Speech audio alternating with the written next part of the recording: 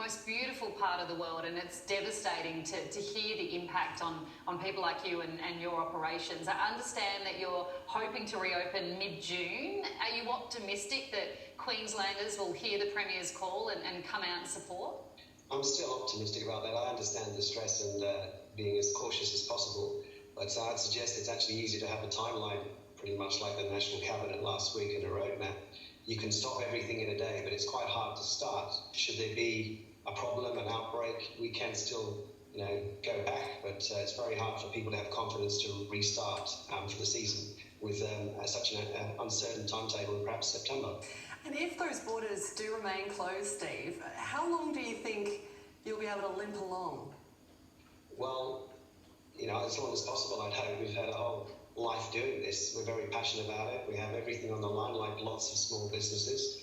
And remember, we're completely in a really strong, healthy position about 7 weeks ago. There's not really any choice other than to keep borrowing more funds to sustain ourselves and keep our team in place. JobKeeper is a huge benefit, and there are some really important assistances that have come along. It's like a year. It's not just missing high season. A lot of people are relying on that to keep afloat that long. And another business closed today. It's just they're just too concerned that there won't be a start at all. So that is a popular cocktail bar that it's just too hard. So from the announcements at the weekend, it's just very discouraging. Steve, we had the Premier Anastasia Palaszczuk on the show last night. Obviously, she's being extra cautious and she's trying to keep Queensland safe. But if she's watching tonight, I'm sure she is. What would you like to say to her?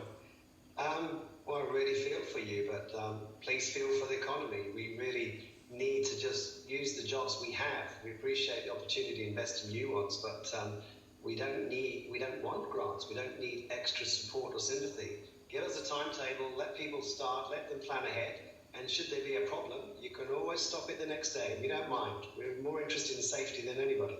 We have our COVID plan. We know how we can get on board our boats, and these are still very valuable experiences that are good for the headspace, it's good for Australians, and it's all within our contained environment, which shouldn't be too hard to resume.